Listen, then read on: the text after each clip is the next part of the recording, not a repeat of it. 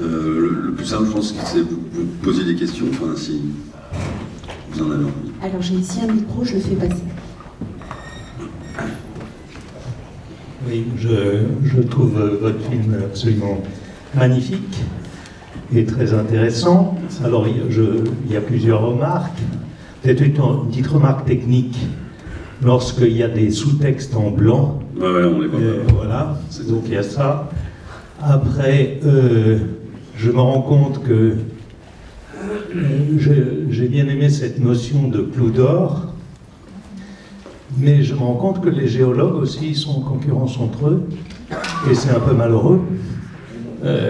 Voilà. Et puis après, la partie sociale, bon, je trouve qu'on ne parle pas assez des guerres qui existent dans le monde et qui sont la cause majeure d'une grande partie de nos problèmes.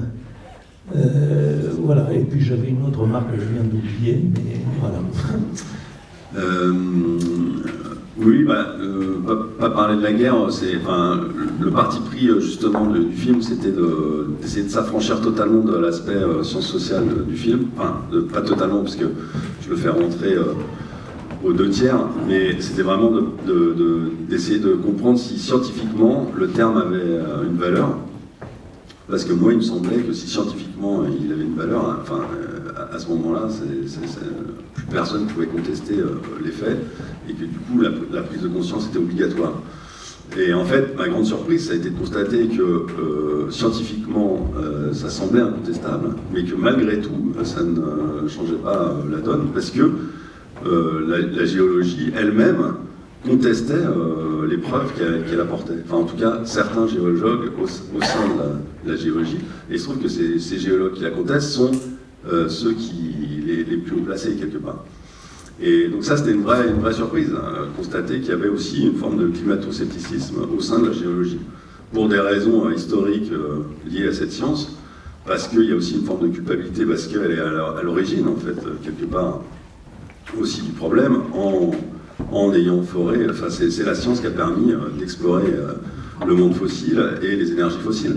Donc il y a aussi beaucoup de géologues qui sont très mal à l'aise par rapport à ça.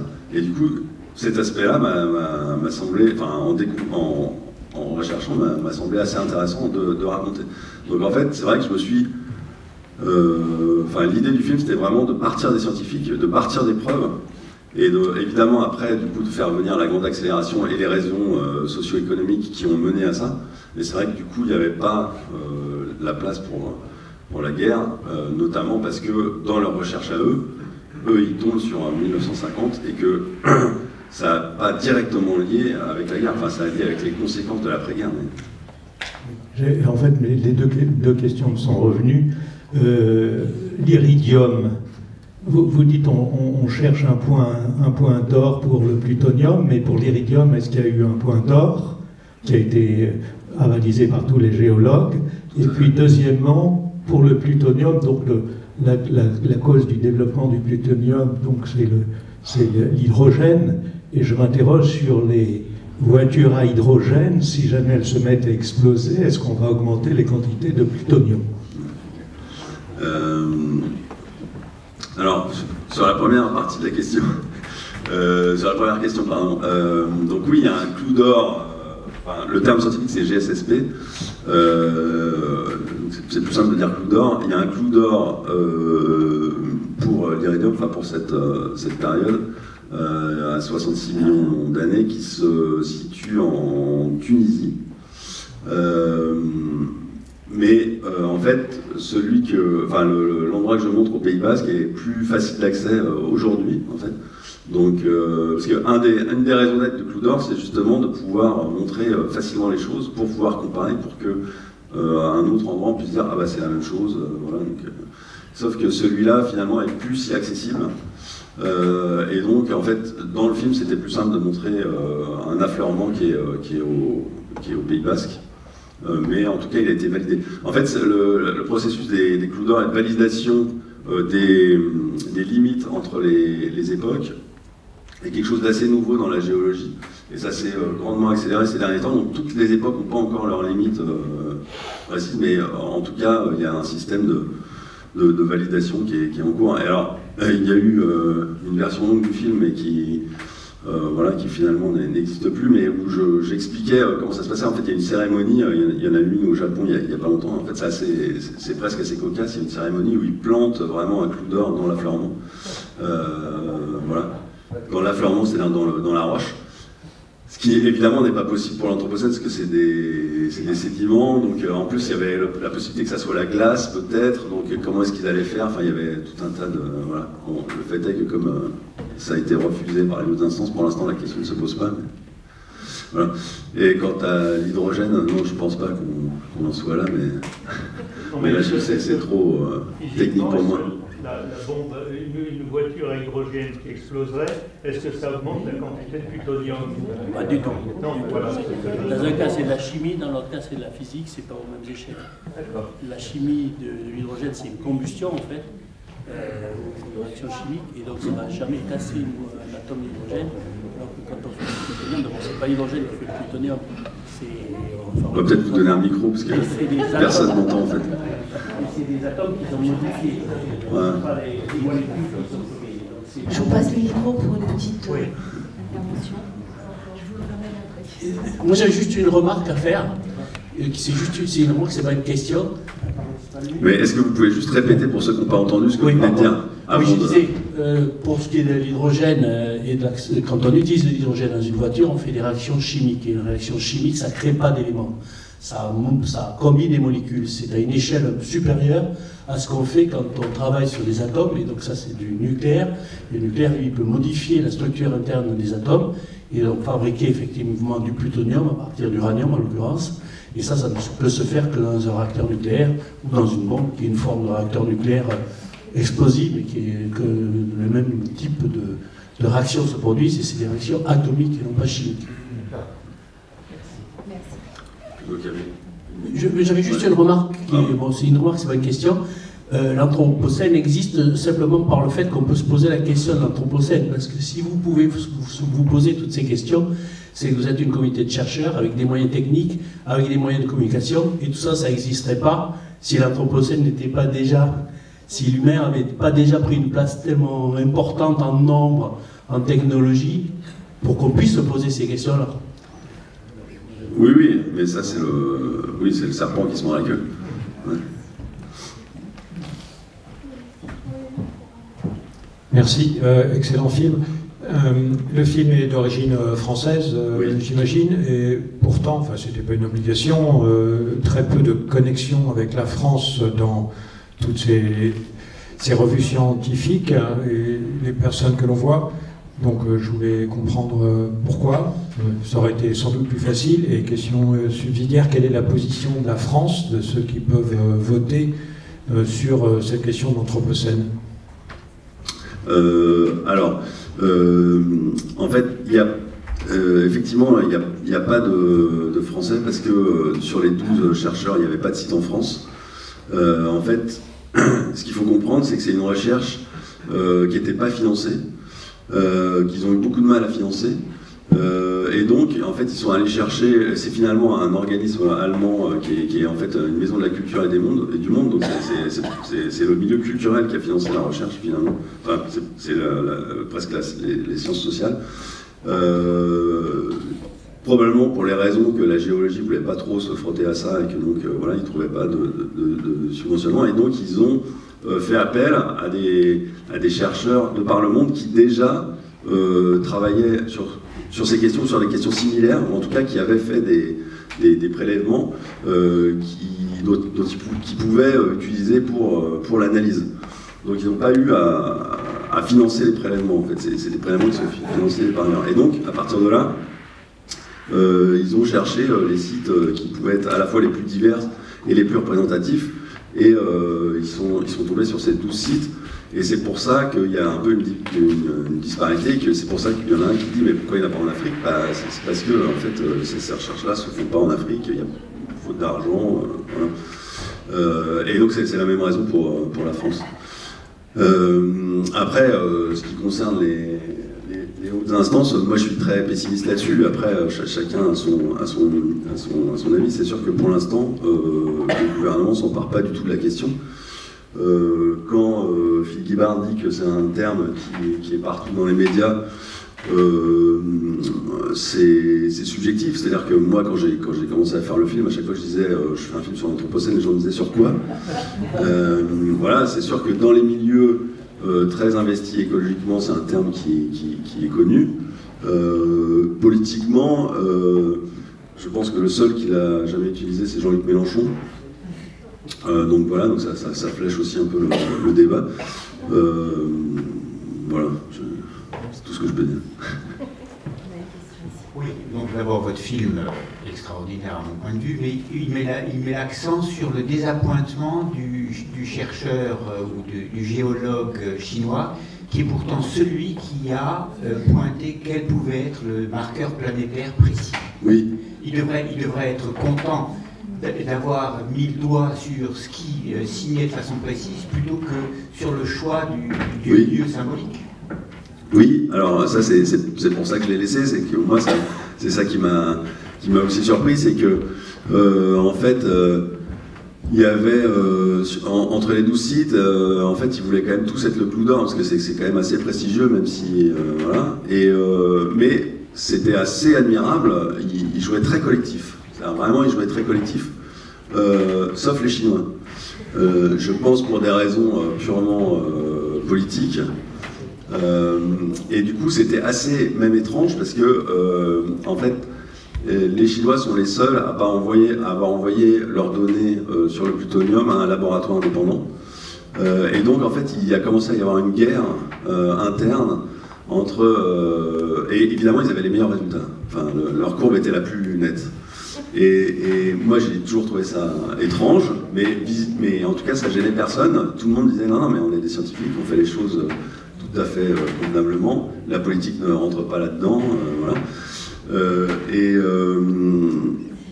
le fait est que du coup lui, je pense que c'était important pour lui de gagner aussi pour des raisons internes à son pays.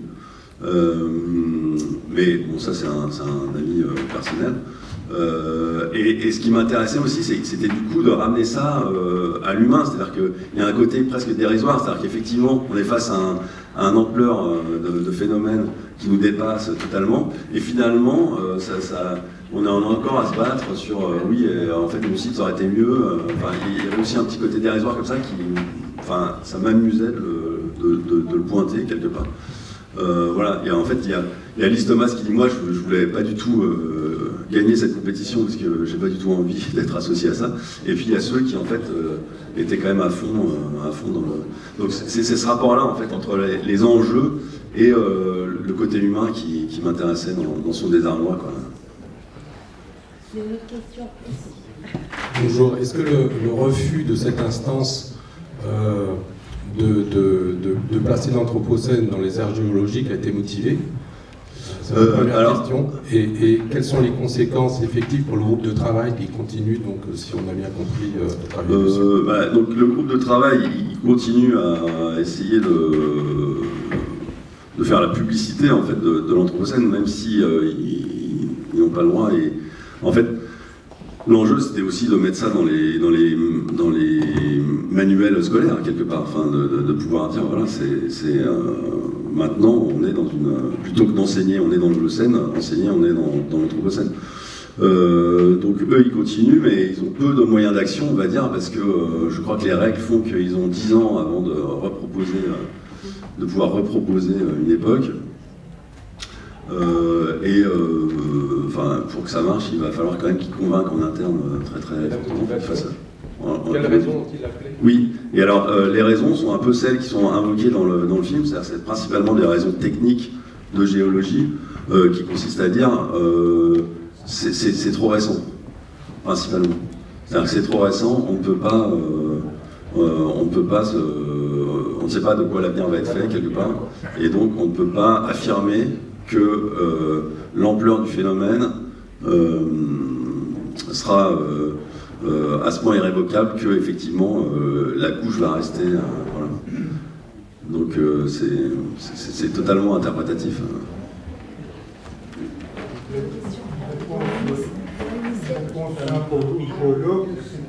De quantité. De quantité, c'est-à-dire Quantité de matière dispersée. Pourquoi ils refusent, en fait, c'est ça? Oui, ils parlent de l'évolution sur centaines de millions d'années, mais ça se quantifie très très peu. Et puis à partir de 50, 1950, ça augmente de manière exponentielle. Enfin, oui. En quantité, ça devient toxique. Oui, oui, oui.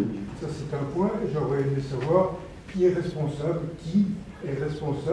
de cette notion de coup d'or, de gagnant, etc. Ça, c'est les règles internes de la géologie. C'est-à-dire que la géologie est une science très conservatrice, et parce que ce conservatisme, pour eux, est nécessaire à la bonne tenue du calendrier géologique. C'est-à-dire au fait que on ne peut pas remettre en cause enfin, en fait, c'est sur un temps tellement long et que ce calendrier est important pour pouvoir justement raconter l'histoire de la Terre, qu'on ne peut pas le changer tous les 4 matins, et que donc il faut des règles très strictes pour pouvoir changer ce qui a été trouvé, et on a besoin de ces règles très strictes pour être sûr qu'on ne fait pas de bêtises, en gros. Donc ça, c'est aussi un argument qu'ils donnent. Et donc, c'est pour ça qu'ils disent, voilà, on a besoin de temps très long, et donc on peut pas changer comme ça du jour au matin, et donc il y a des règles qu'il faut respecter, et des règles qui sont protocolaires, qui sont basées sur un vote. C'est-à-dire que c'était aussi pour moi très très étrange de constater que la preuve scientifique en fait était votée, quoi. C'est-à-dire qu'en fait ils votent finalement pour dire lequel va être le plus représentatif, et que ça c'est aussi interprétatif. C'est-à-dire que c'est certes basé sur leurs données, mais c'est quand même subjectif, et que derrière il y a 3, en fait, ce qui est simplifié là, c'est qu'il y a 3 couches de validation. Il y a d'abord ce qui s'appelle la SQS, qui est la sous-commission du quaternaire. Ensuite, il y a l'ICS, et ensuite l'IUGS, qui est l'organisme, voilà. Et c'est au premier stade qu'ils ont dit. Donc, quand bien même ils arriveraient à convaincre le premier stade, il faudrait convaincre le deuxième, puis convaincre le troisième. Donc, le chemin est quand même très très long, quoi. Il y a une question. Je me pose la question, ils ont quand même mis en évidence des strates qui sont visibles macroscopiquement. Est-ce que les hautes instances sous-entendent qu'avec le temps, ces strates peuvent ne plus être visibles dans 1 million d'années? Alors, ils sous-entendent pas ça. Mais ils sous-entendent que c'est trop tôt pour dire que c'est un changement d'époque. C'est-à-dire qu'en fait, officiellement, ils ne nient pas le fait ils ne nient pas les résultats. Ils disent que les résultats sont importants, ils permettent de décrire ce qui se passe de manière très très forte, mais on n'est pas sûr que ça soit suffisant pour dire que c'est une époque. C'est-à-dire qu'en fait, ils voulaient qualifier les choses d'événements. C'est-à-dire qu'à un moment, il y a eu un papier scientifique qui disait « ça n'est pas une époque, c'est un événement », comme il y en a eu d'autres par le passé, qui peut-être en plus pourra courir sur plusieurs époques géologiques, par ailleurs, mais c'est abusif de le qualifier d'époque. Donc c'est aussi un terme presque, c'est aussi un débat presque sémantique, quoi, et finalement assez technique. Mais ce que ça cachait, enfin moi en tout cas c'était ce que je pensais, c'est que ça cachait une forme de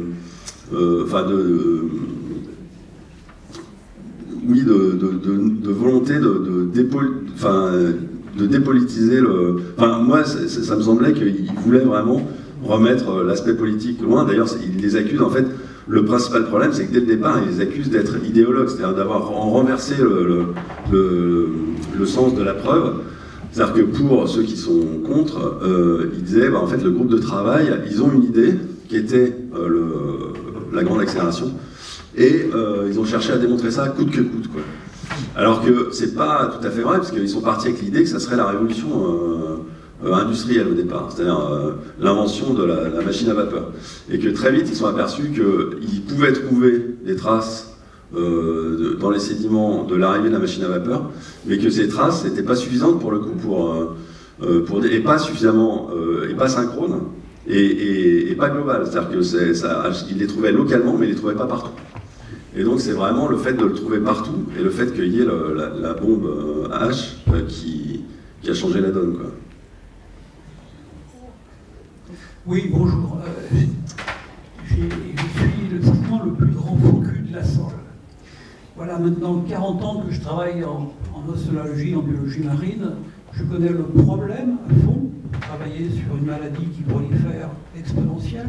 Je connais les causes, et pourtant je suis le plus grand cul de la salle. Faux cul de la salle. Et pourquoi? Parce que j'ai eu une réflexion par rapport à ce film. L'humanité va disparaître.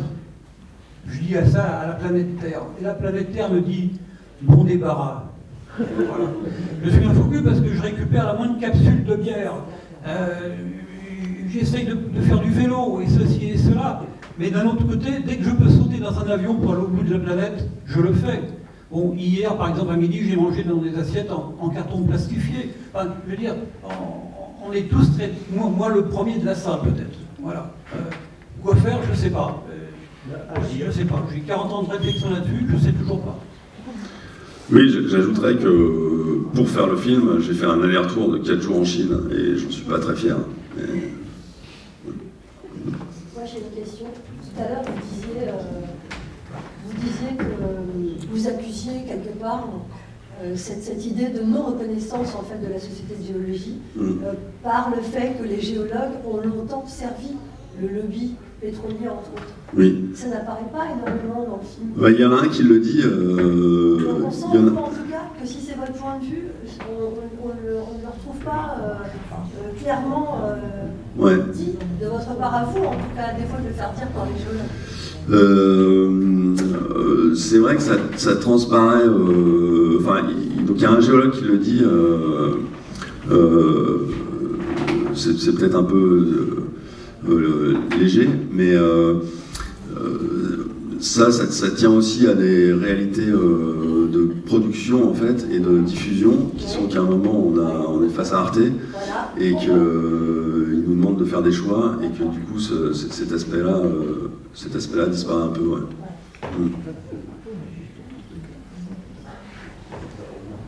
Une autre. Alors, pardon, mais les gens derrière nous disent qu'ils n'ont pas entendu votre question. Est-ce que vous pourriez la reformuler dans je peux la... Non, la question c'était que Madame disait que dans ce que je relatais, mon point de vue était que la géologie était culpabilisée par rapport au fait qu'ils étaient à l'origine du problème et de l'industrie pétrolière. Mais que ça n'apparaissait pas tant que ça dans le film. Et donc je disais qu'il y avait un des géologues qui sous-entendait, celui qui dit tout est politique, voilà.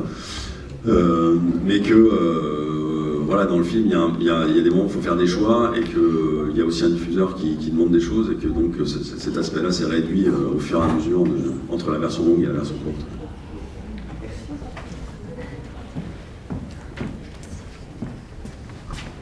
Bonjour et merci beaucoup pour ce film qui est... Bref, génial. En même temps, moi je voulais savoir, parce que je pense que c'est important de le porter, aujourd'hui, vous parlez de Arte, il n'y a que Arte qui le diffuse, ou vous avez des perspectives de diffusion importantes, ce qui, je pense, serait intéressant, et entre autres auprès des collégiens, des lycéens. Oui, c'est un travail qu'on va faire. Il va être diffusé dans une version un peu différente, mais au Japon, parce que la NHK était coproducteur. Voilà, et après, il y a un distributeur qui essaye de le distribuer à l'international. Pour l'instant, c'est vraiment le début de la vie du film. Donc, je ne peux pas vous dire dans quelle mesure il va prendre. Moi, j'espère bien faire beaucoup de séances comme celle-ci, mais voilà, pour l'instant, je n'en sais rien. Et en fait, il n'a toujours pas été diffusé sur Arte, et on ne sait pas quand, et on espère janvier ou février 2025. Voilà. Moi, j'aimerais déjà beaucoup le diffuser à mes élèves en cours. J'aurais bien sans problème. Est-ce qu'on peut l'acheter là maintenant ou pas? Non, parce qu'il faut vraiment déjà qu'il soit diffusé sur Arte. Ouais. Je voudrais juste rajouter une chose, parce qu'avant que j'oublie, je voudrais dire que j'ai quand même pas fait ce film seul, et il est basé sur un article qui a été écrit par la co-autrice du film, qui est une journaliste scientifique qui s'appelle Cécile Dumas, et donc moi je suis réalisateur, et pour tout vous dire, je connaissais très peu de choses avant de plonger là-dedans, et c'est vraiment elle qui a tenu la baraque scientifiquement, donc voilà, je voulais la citer.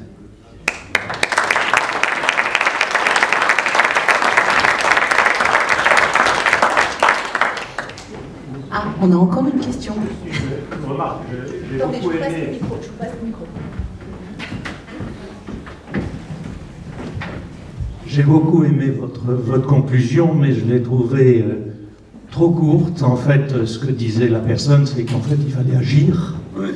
Et que, en fait, le problème de anthropocène, pas anthropocène, etc., c'était important d'avoir ce repère, mais que c'était dans l'action, notamment pour les faux culs, en n'utilisant pas une assiette en plastique et en disant je ne mange pas, qu'il y aurait pu y avoir une solution. Et ça m'a fait penser à ce débat sur anthropocène, pas anthropocène. Ça m'a fait penser à une phrase latine que je vois sur les cadrans solaires à Briançon, où il y a écrit « utere non nomina ». Ça veut dire « agis », mais ne nomme pas, quoi, ne cherche pas à nommer ou à compter, agit. C'est là peut-être notre grande faiblesse en tant qu'être humain. Oui. Après, moi je pense qu'il ne faut pas non plus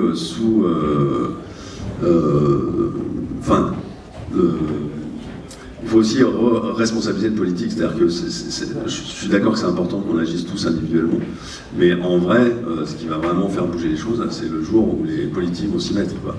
Et donc... voilà. Est-ce qu'il y a encore des questions? On a encore un petit peu de temps. Non? Si. Une autre remarque, oui. Les autres aires géologiques, elles sont définies par la stratigraphie et l'élément particulier, mais aussi par des changements globaux, notamment dans la faune, avec des fossiles qui changent du tout au tout d'une ère à l'autre. Là, on ne peut pas dire qu'on a encore vu de changement, en tout cas dans les fossiles, c'est sûr que non, parce qu'ils n'ont pas eu le temps depuis 1950 d'exister, mais même on n'a pas vu de changement dans la faune correspondant à ça de manière marquée, à moins qu'on fasse une extinction de masse dans les années qui viennent, et là on pourra dire, ça y est, c'est bon, mais on l'aura créé... Alors j'ai une réponse pour ça, parce que c'est une séquence qui n'est plus dans le film, et que je regrette amèrement, mais qui était une séquence totalement fascinante, où en fait je suis allé voir un spécialiste du poulet, et qui raconte, qui me sort des os de poulet, l'os de poulet tel qu'il était sauvage, donc c'est petit bien, voilà, donc c'est grand comme ça, et l'os du poulet industriel, qui a été développé à partir de 1950, en l'engraissant, voilà, et qui est grand comme ça, et qui est incurvé parce que, en fait, le poulet est tellement lourd qu'il n'arrive même pas, l'os n'arrive même pas à supporter son propre poids, donc l'os est incurvé. Et que le poulet aujourd'hui de batterie, il dépasse pas 3 mois parce que, en fait, son cœur ne supporte même pas la pression de grandir, et donc il peut pas vieillir, quoi. Et donc il raconte ça, et pour dire que cet os, qui a cette forme très particulière, lui, il suppose que ça sera un marqueur fossile de l'Anthropocène, parce qu'on va le retrouver dans les décharges, enfin, en fait, il va se fossiliser de manière très nombreuse, et qu'en fait, on va, dans le futur, on verra l'apparition, à partir de 1950, de cet os fossilisé, qui n'a pas la même taille que... Donc en fait, pour l'instant, on ne peut pas le dire, c'est d'ailleurs une des raisons qui est... Le temps, enfin les géologues disent le temps, voilà, c'est trop court, c'est pour cette raison, c'est qu'effectivement, il n'y a pas de fossiles, voilà. Mais très probablement, il y en aura. Voilà. C'est là, il faut le remettre dans le film. Ouais, je sais, mais... Vous parlez justement de 2 versions, pourquoi il n'y a pas cette version longue, vous n'avez pas pu la maintenir? Non, parce que c'est pour des raisons de production, encore une fois. Vous avez regardé qui dure 2 heures. Non, c'est très compliqué. On est arrivé avec une version d'une heure et demie à Arte qui nous a dit c'est super, mais en fait la géologie en prime time ça n'intéresse personne. Donc merci de faire 52 minutes. Voilà, on a tiré jusqu'à 58, mais c'était pas possible. Voilà, donc cette séquence a sauté. Enfin voilà, j'espère la mettre sur les réseaux. Non, c'était pas possible. Mais c'est vrai qu'elle était. Enfin, en tout cas, pour ceux qui l'ont vu, à chaque fois, les gens m'en parlaient. Ouais. Merci infiniment pour votre film qui est très limpide, pourtant avec des notions complexes. Et ça, c'est un grand bravo à vous. J'en profite pour vous signaler qu'à la médiathèque de La Ciotat, le 12 octobre, il va y avoir un spectacle gratuit sur réservation qui s'appelle Rencontre intime avec l'Anthropocène. C'est des chercheurs du CNRS qui ont parlé justement de leur rapport à l'Anthropocène. Et une compagnie de théâtre marseillaise qui s'appelle Texte hors contexte incarne ces chercheurs du CNRS. Voilà. J'ai quelques flyers si ça intéresse, mais c'est gratuit sur réservation à la médiathèque de La Ciotat. Rencontre intime avec l'Anthropocène. Merci. Merci. On peut continuer. Je serai dans le coup.